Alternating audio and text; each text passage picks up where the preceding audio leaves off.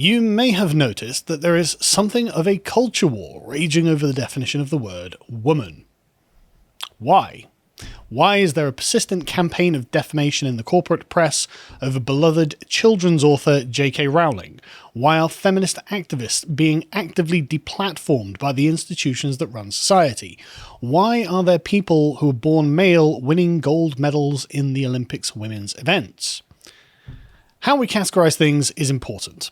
It has deep ramifications for the organisation of society, especially in the case of women, because women have always had a great deal of social consideration.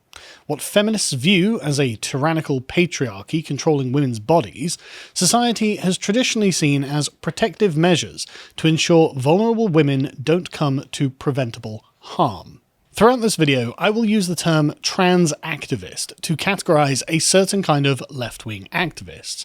They themselves do not have to be trans, but they support what they call trans rights. I am not referring to trans people, who are all trans and span the entire political spectrum, strangely enough. Trans people, as with other people, fall on both sides of this argument. A trans activist is someone who specifically upholds one side against the other. So what is and is not included in the category of woman is important. The traditional definition of woman is quite straightforward: adult, human, female. This is clear and speaks to the essential characteristics of the individual being categorized. It gives us definite boundaries, which enable us to reasonably exclude people from the category based on objective criteria. The activist definition is actually quite hard to pin down, as there appears to be no widely agreed upon definition. One activist definition of woman is anyone who identifies as a woman. This definition is invalid because it's self-referential. Another is a social category referring to a person's felt, internal, and individual experience of gender. This definition is arbitrary. Why should this define woman and not man? Why should this be a category at all? Upon what foundations are we categorizing? Why is the category of woman valid? This definition refers to something that every person has because it refers to the individual experience of gender. Therefore, it defines nothing, as the definition of man would be precisely the same as the definition of woman, thus failing to distinguish between men and women. And I think it is this incoherency in the intersectional position that destroys the transgender argument. From the traditional definition of woman, trans women are not categorized as women on the basis of certain essential features. The intersectional activists wish for trans women to be categorized as women, however, their definitions are insufficient to logically persuade a reasonable person. This tension is not a problem if it goes unaddressed, but if a trans activist is attacked on this point, their position collapses instantaneously. The problem that they have here is that their entire ideology is built on severing any kind of necessary biological connection between sex and gender.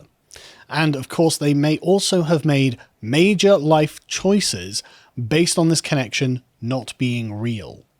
However, it seems that there is a genuine connection between the two, which is why they can't formulate the argument to demonstrate that there is no connection. I would suggest that this may be because of the investment that goes into the trans lifestyle that is required to partake of it. It becomes rather difficult to admit that their argument is insufficient as it stands, and I think that this is the source of violence of trans activists against TERFs. Trans rage is an intersectional concept that is well known in such circles. In their activist publications, they are quite open about it. As one activist said to the Philadelphia Gay News, quote, "Honouring the rage that drives us still, that drives us towards equity, and then revolution, which continues to sort of evolve and take shape as we continue to fight for our collective liberation." It manifests in the slogan, "Kill TERFs," which is often spray-painted at their protests.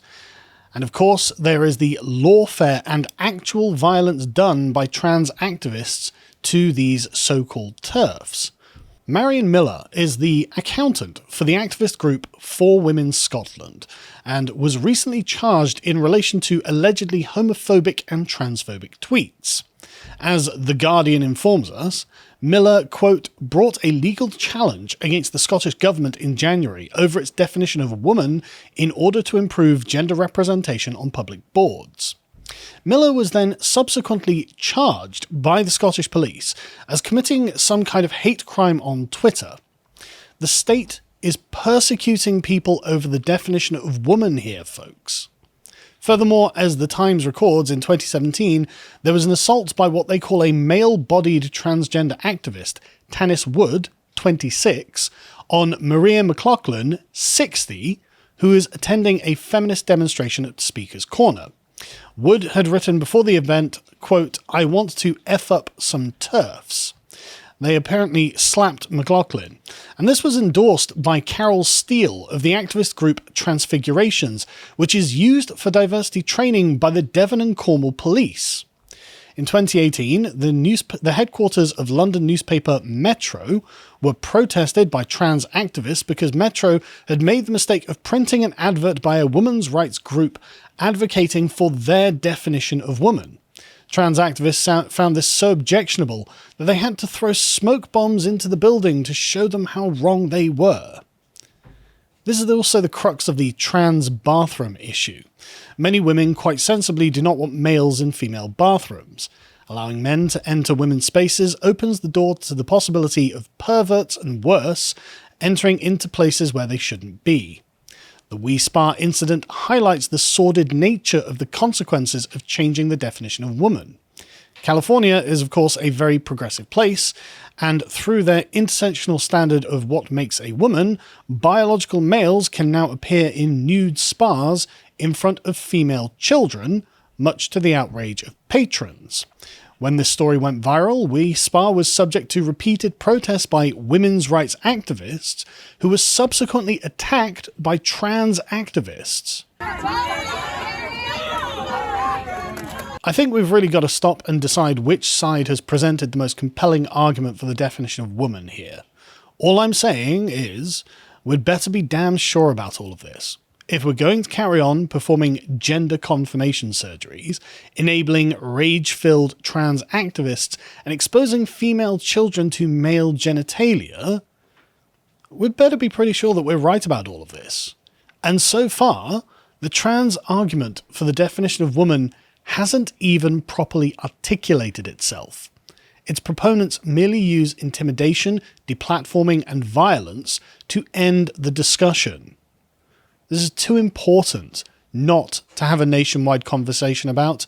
We as a society need to decide on which definition we are going to use.